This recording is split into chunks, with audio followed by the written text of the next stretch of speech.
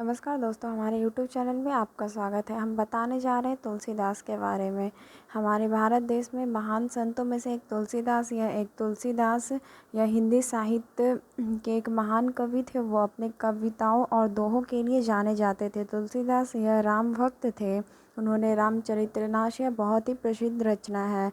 इस रामचरितमानस उन्होंने भगवान श्री राम जी के जीवन का वर्णन किया है। तुलसीदास का जन्म सन इतना में हुआ था। इसके जन्म स्थान पर कुछ मतभेद है। कुछ विधानों में माना जाता है कि उनका जन्म राजपुर बांदा जिला में हुआ था, जो कुछ लोग इनका जन्म स्थान सोरे जिला को मानते हैं। उनके माता पिता के बारे ठोस जानकारी नहीं मिली थी, परंतु प्राप्त सामग्री के अनुसार उनके पिता का नाम आत्माराम दुबे और माता का नाम हुसली था। तुलसीदास को अपने जीवन माता पिता के बिना गुजारना पड़ा था। उनके बचपन बहुत घोर कष्टों में बीता था। वो शुरुआत में ही भीख मांगकर अपनी उपजीविका करते थे। उसके गुरु का नाम नरहरि था। उसके बाद उनका विवाह रत्नवाली से हुआ था। उसकी कविता का एक ही विषय था कि मर्यादा पुरुषोत्तम श्री राम जी भक्ति।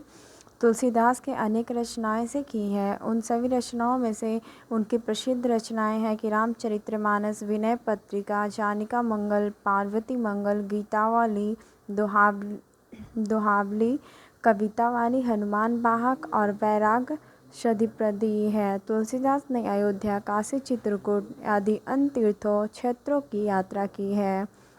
वह अपने जीवन में लंबे समय तक श्री राम जी का गुणगान करते थे।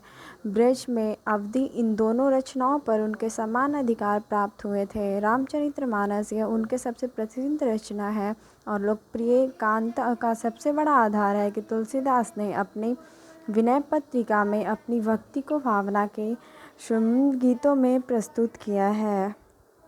तुलसीदास में हनुमान चालीसा के साथ भी जाने जाते हैं। उन्होंने लगभग अपने जीवन में 22 मुख्य साहित्यकारों का निर्माण किया है। तुलसीदास ने अपने काव्य और ग्रंथों में रसों और प्रयोग किया है। इन सभी ग्रंथों से अपने भावों को व्यक्त किया है, जिसकी वजह से लोग बहुत आसानी से समझ पाते हैं। सन्ना में तुलसीदास काफ़ी सालों में बीमार रहने के कारण उनकी मृत्यु हो गई थी। उन्होंने अपनी अंतिम समय में गंगा नदी के किनारे पर असली घाट पर उन्होंने भगवान श्री राम के नाम का स्मरण किया था। उन्होंने अपनी मृत्यु से पहले विनय पत्रिका लिखी और उस पर परशुराम का हस्ताक्षर किए थे। तुलसीदास का काव्य और ग्रंथों में लोग बहुत उत्सुकता के साथ पढ़ते थे। तुलसीदास इन्होंने हिंदी साहित्य सूर्य का सुर कहा जाता है। Like and subscribe.